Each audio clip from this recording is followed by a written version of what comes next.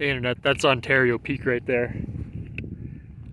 I'm not actually up the top of the very top of the summit because there's not a lot of room up there and it's been kind of popular, so to put up an antenna with radials and stuff, they'd be all over the place and nobody else would be able to enjoy it.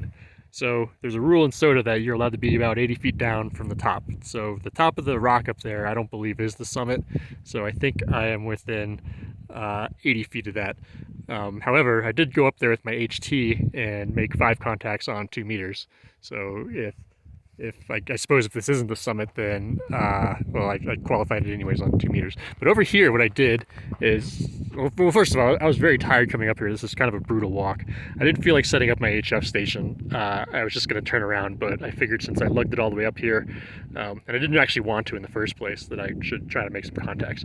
But by trying to lighten my load as much as possible, I omitted a handful of things out of my normal kit. One of those being a SOTA mast, you know, the fishing pole that I use to hold up the vertical antenna.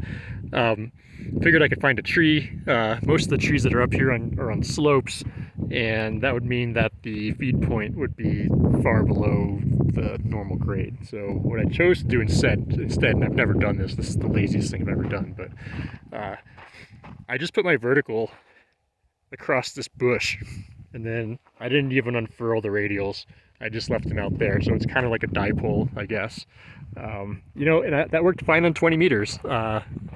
Some of the regular chasers out in the Midwest were able to call me, and that worked just fine. So made another, you know, 6 or 7 contacts on 20 meters CW. Out there, I guess, is the Inland Empire, Ontario. And yeah, over there is the canyon we hiked up, or I hiked up. And out there, I think you can see the high desert. I'm not really sure. Either way, it took me 3.5 hours to hike up here. So before it gets too dark or too late or anything like that, I'm going to start heading down because I think it's probably going to take me several hours to get back down. Anyways, this is a fun peak. I'd like to do it again, but you really need to start early on this one and possibly not go during a weekend. I mean, it's Friday now, but you know, there was several people up on the summit, so I couldn't imagine what a Saturday or Sunday would be like.